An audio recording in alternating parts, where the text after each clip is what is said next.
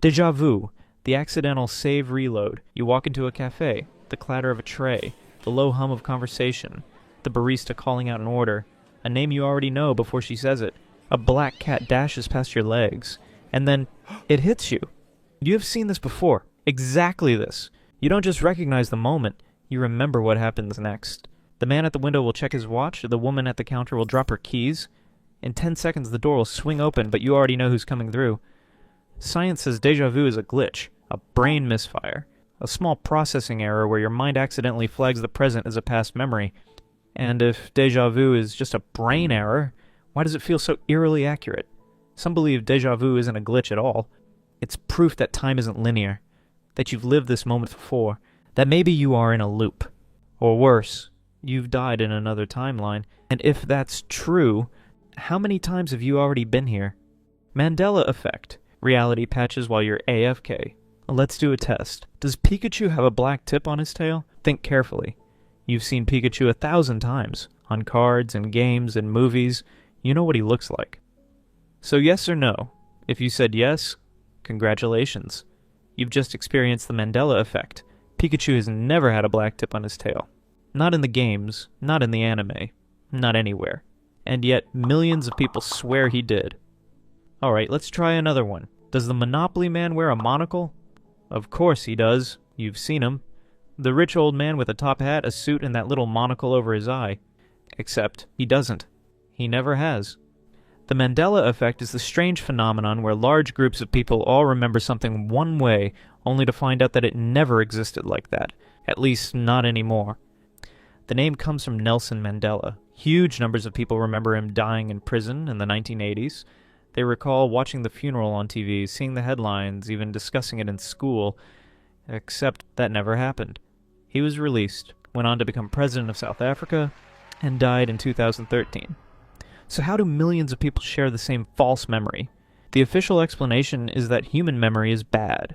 It's faulty, unreliable. A few people misremember something, then they tell others, and before long, the false memory spreads like a virus. If so many people remember things one way, but history says otherwise, what if history changed? What if these are updates to reality, small server-side patches that overwrite the past, but leave behind a few glitches? What if you just didn't get the update? Some believe this is proof that we're shifting between alternate timelines, that every so often we move into a slightly different version of reality, but our memories don't fully sync. Others think this is just bad maintenance. Reality gets patched, but the developers missed a few details. Either way, if you ever notice something changing that shouldn't be able to change, it's already too late. Missing time. The desync error. It's 3:02 p.m. You blink. Now it's 3:47 p.m. You didn't move. You didn't check your phone. You weren't distracted. But somehow 45 minutes have disappeared. The official term is highway hypnosis. When your brain zones out and drives on autopilot. It happens on long, repetitive roads. The idea is that your brain is awake, but your memory stops recording. Sounds reasonable. Except, some people experience missing time when they're not driving. They'll be sitting at home watching TV, and suddenly it's night. A person cleaning their kitchen looks up at the clock and finds an hour missing. Some say it happens when they're mid-conversation. They'll be talking to a friend, and suddenly the other person is looking at them weird, like they just stopped talking for 5 minutes. Some people say that during missing time, they get the feeling that something else was happening, but they just aren't supposed to remember. It's like someone edited the footage, trimmed down the timeline, removed the parts that didn't make the cut. Things we were never meant to see. Bystander effect. When NPCs refuse to trigger the next event. You're walking down a busy street. A person collapses. They hit the ground completely unconscious. A crowd starts forming and nobody moves. You wait for someone to help. Maybe a doctor, maybe a good Samaritan. But instead, everyone just stands there watching. That's the bystander effect. A bizarre glitch where the more people there are, the less likely anyone is to do something. Because everyone assumes someone else will take action. But because everyone assumes that, nobody does. And it gets weirder. There are cases where entire groups of people have just stood there watching something horrible happen even when it would have been extremely easy to help. A person choking in a restaurant, a woman being attacked in broad daylight, even a drowning child. Nobody wants to be the first to move. Nobody wants to take responsibility. It's like they're all stuck in an idle animation, waiting for a main character interaction. And what if, just for a second, we consider the possibility that this isn't just human psychology. What if some people really do function like NPCs? What if some only activate when they're directly prompted? And if that's true, then the next time you're in a crowd, look around. Is everyone really playing the same game as you? Doppelgängers. The NPC cloning bug.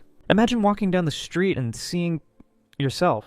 Not a look-alike, not a twin. You. Same face, same outfit, same movements. At first your brain scrambles for a logical explanation. A coincidence? A weird reflection? But then it looks at you, and you realize it knows. Throughout history, people have reported seeing their own double, and it's almost never a good thing. One of the most famous cases was Abraham Lincoln. A few days before his assassination, he reportedly saw his own reflection in a mirror, except there were two of him. One looked normal, the other was ghostly pale. His wife, naturally, did the reasonable thing and decided this meant he was going to die. And then, well, we all know how that turned out. Now maybe Lincoln was tired. Maybe his brain just filled in an extra image. Or maybe it's just a glitch in the system. Maybe reality accidentally rendered two copies of you for a moment. Maybe you just got a glimpse of yourself from another timeline. Or maybe something else is trying to take your place. Either way, if you ever see someone who looks exactly like you, walk the other way. Fast. Sleep paralysis, the forced cutscene. You can't skip. It happens in the middle of the night. Your eyes snap open. You can see your room, your ceiling, the faint glow of the streetlight outside. Everything is normal, except you can't move. Not a single muscle. Your arms, your legs, completely locked. You try to call for help, but your voice won't come out. And then, you feel it. A presence. Standing at the edge of your bed. This is sleep paralysis, and if you haven't experienced it yet, congratulations. You've avoided one of the worst free trial experiences that the human body has to offer. People describe it as being trapped inside your own body. Science calls it a simple sleep cycle disruption. During REM sleep, the body is in a state of muscle atonia to prevent acting out dreams. And if you break this sleep, your brain wakes up, but your muscles are still paralyzed. It's supposed to last a few seconds, maybe a minute at most, but to the people experiencing it, it can feel like a lifetime. And here's where it gets weird, because for some reason, sleep paralysis doesn't just come with paralysis, it comes with company. People across different cultures, across history, across completely separate parts of the world, all describe seeing the exact same thing, a dark silhouette, watching them. If this is just a random brain glitch, why are millions of people hallucinating the exact same thing? There are two possible answers. 1. The human brain is hardwired to hallucinate terrifying figures when it's in this state, a cruel little evolutionary prank designed to make an already terrible experience even worse. Or 2. These things are always there, and sleep paralysis is just the one time you are actually able to see them. Spontaneous human combustion, the self-destruct glitch. Imagine you're sitting in your living room reading a book, sipping some tea, nothing out of the ordinary. Then without warning, you burst into flames.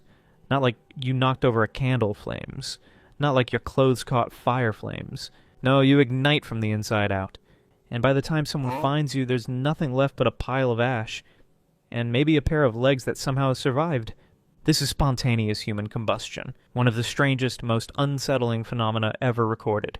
Science has a lot of answers, but on this one, they're beat. Some half-assed explanations include the wick effect, where body fat acts like candle wax, slowly burning the person over time. But if that's the case, why does it sometimes stop halfway? Take Margaret Hogan, for example, an unusually hot 89-year-old widow from Dublin. On March the 28th, 1970, she was found burned almost to nothing in her home. The plastic flowers on the table had melted into sludge, and the television screen 12 feet away was warped beyond recognition. And yet, her feet and both legs below the knees were untouched. An inquest was held. The official cause of death? Burning. The cause of the fire? Unknown. Which means either 1. The human body has a hidden self-destruct button. 2. Some people accidentally trigger an irreversible system error. 3. Reality occasionally just alta 4 people in the most dramatic way possible. Whichever one it is, the conclusion is the same. If one day you start feeling a little too warm, and you're nowhere near an open flame, you might have about 3 seconds to figure out why. Quantum immortality. The real-life respawn glitch. You should be dead. That car missed you by inches. Lucky? Maybe. Or maybe you just don't die. Quantum immortality is the idea that every time you die, your consciousness jumps, not to heaven, not to hell, but to the nearest reality where you survived. From your perspective, you never die. You just keep waking up in timelines where you barely made it. Take Frane Selak, a man who should have died multiple times. In 1954, his train derailed into an icy river. 17 people drowned. He didn't. The next year, he was sucked out of a plane mid-flight and landed in a haystack. Then a bus crash, multiple car crashes, a car explosion, and finally he won the lottery. From his perspective, he never died, and that's the terrifying part. If quantum immortality is real, then you will never experience your own death. The versions of you that died, you don't remember them, because they're gone. But what happens when there's no timeline left where you survive? Is there a final game over? Or does reality just keep you going? And if that's the case, how long have you actually been alive? Thanks for watching. Make sure to give the video a like. Bye!